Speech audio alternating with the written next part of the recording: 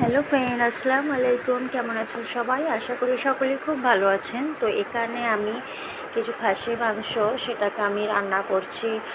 আর অল্প একটু মগজ আছে, সেটা আমি রান্না করে নেব। তো এখানে আমি প্রথমে তেলটা গরম করে নিয়েছিলাম। তেলটা গরম করে নিয়ে বেশ কিছু পরিমাণ পেঁয়াজ আমি বেশ লাল লাল করে ভেজে নিয়েছি। তার ওপর সমস্ত রকমের মশলাগুলো, যেমন ধনে গুঁড়ো, জিরে গুঁড়ো, ধনে গুঁড়ো, এখানে লঙ্কা, হলুদ, মিট মশলা আর আমার নিজের তৈরি করা গরম মশলা, সেটাও আমি দিয়ে নিয়েছি। দিয়ে অল্প একটু পানি দিয়ে আস্তে আস্তে আমি কষিয়ে নেব।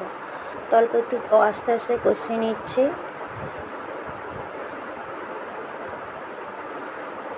আস্তে আস্তে কষিয়ে নিচ্ছি। তো এর ওপর এবার আমি মাংসগুলো দিয়ে দেব। হ্যাঁ, এখানে আমি একটু কাশ্মীরি মশলাও দিয়েছি, বেশ কালারটার আসে। তো মাংসটা এবার আমি দিয়ে দেব। আমার প্রায় মশলাটা কষানো হয়ে গেছে। এখানে দেখতে পাচ্ছেন, যেটা আমার অল্প একটু মগজ ছিল, মানে খাসির মগজ, সেটাও আমি দিয়েছি। সেটা রান্না করছি, সেটা ভাজা করে নিচ্ছে।